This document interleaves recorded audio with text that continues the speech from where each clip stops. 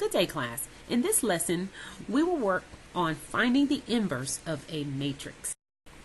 So let's first talk about matrix operations, because we've learned the addition of matrices, we've learned subtraction of matrices, we have learned scalar multiplication, for example, multiplying by a factor of 3 or multiplying all of the elements by some factor is scalar multiplication. We have also learned multiplication of a matrix or matrices. And so we have no division of a matrix. However, division could support forthcoming concepts with respect to how we use a matrix to unveil solutions and various information in the mathematical world. So to substitute for that, we use multiplication by reciprocal, or multiplying by the reciprocal, because any of your math practice in the past, dividing yields the same result as multiplying by a reciprocal. So that's the importance of being able to find the inverse of a matrix so that we can use that knowledge to support concepts that are coming. And so here I'll offer you a matrix, matrix A, and I'm suggesting that matrix B is the inverse of matrix A. And that is true because multiplying, or I can verify truth in that, because multiplying matrix A times B yields the identity matrix. Remember, the identity matrix is 1, 0, 0, 1.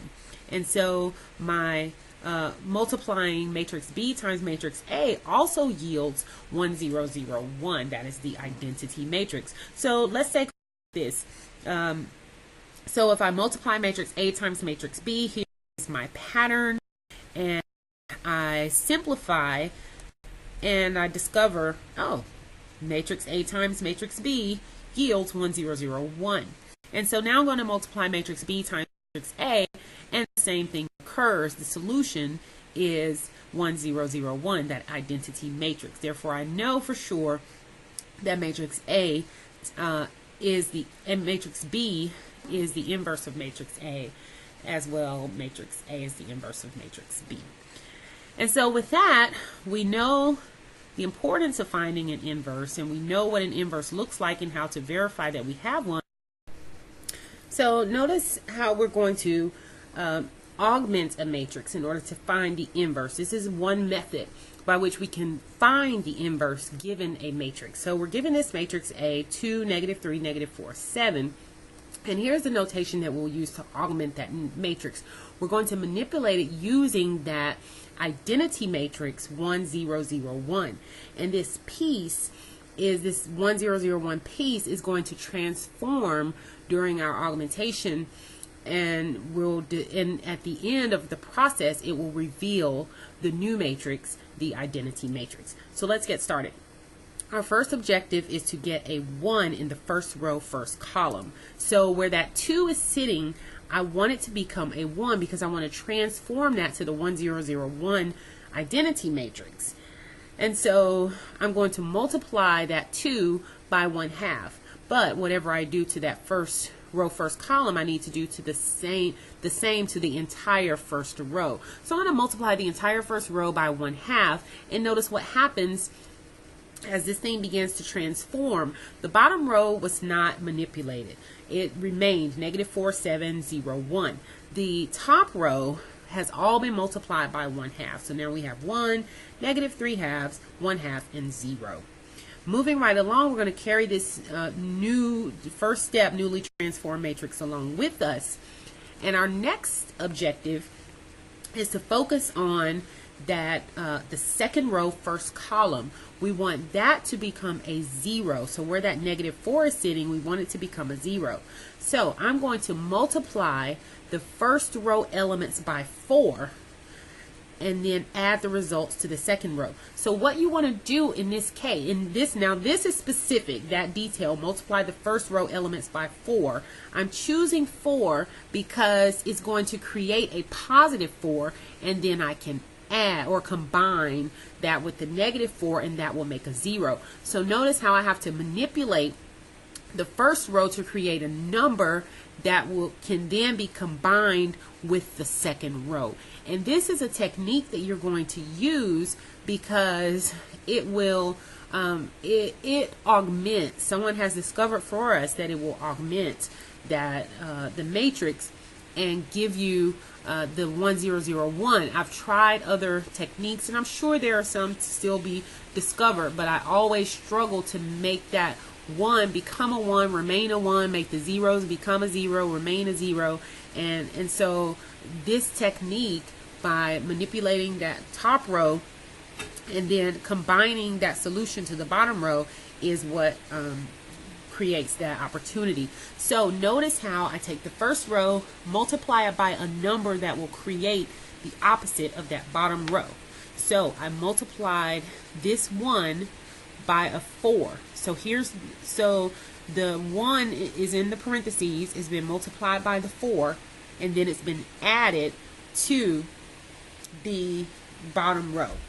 Okay, and then the same thing has happened in the across the bottom row.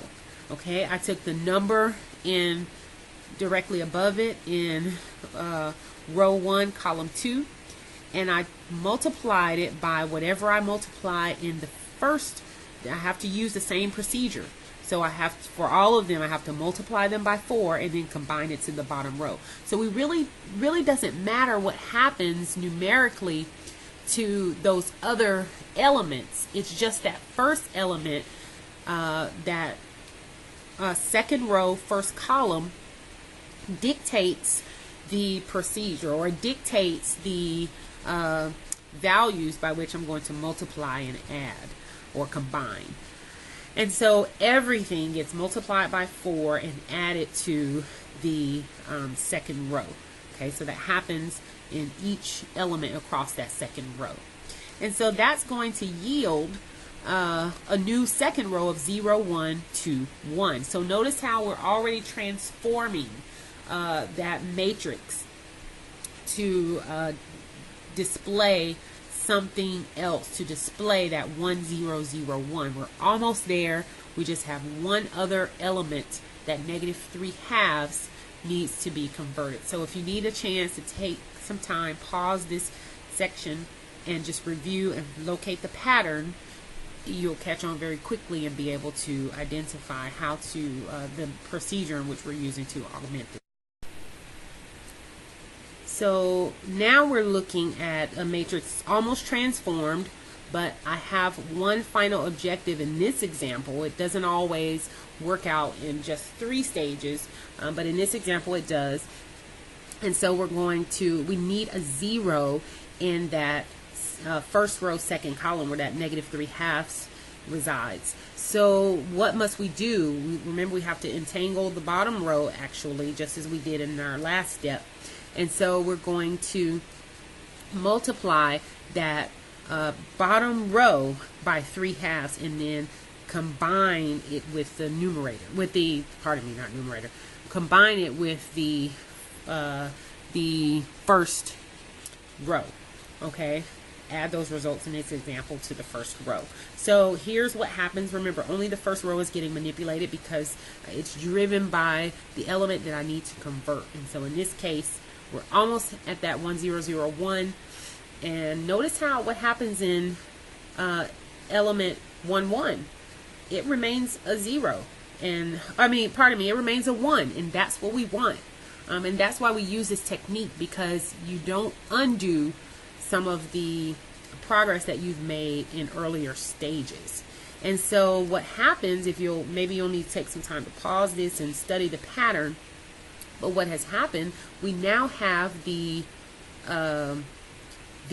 identity matrix on the left, 1, 0, 0, 1. That's what we wanted. We have augmented a matrix. And so it's now 1, 0, 0, 1 on the left. And lo and behold, our new matrix, or our identity matrix, has revealed itself on the right. So we have 7/2,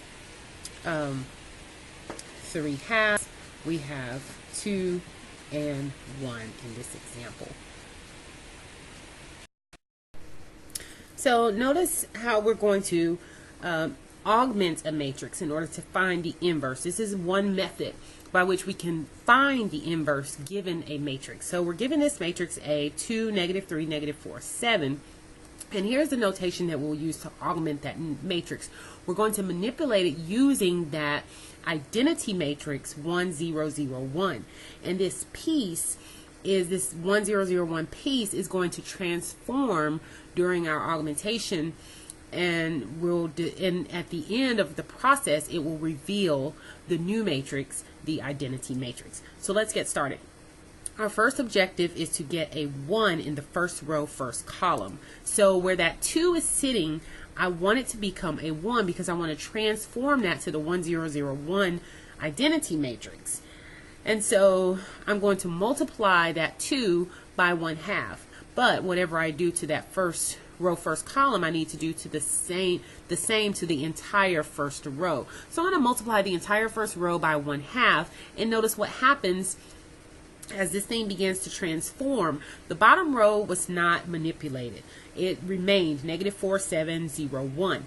The top row has all been multiplied by 1/2. So now we have 1, -3/2, 1/2, and 0. Moving right along, we're going to carry this new first step, newly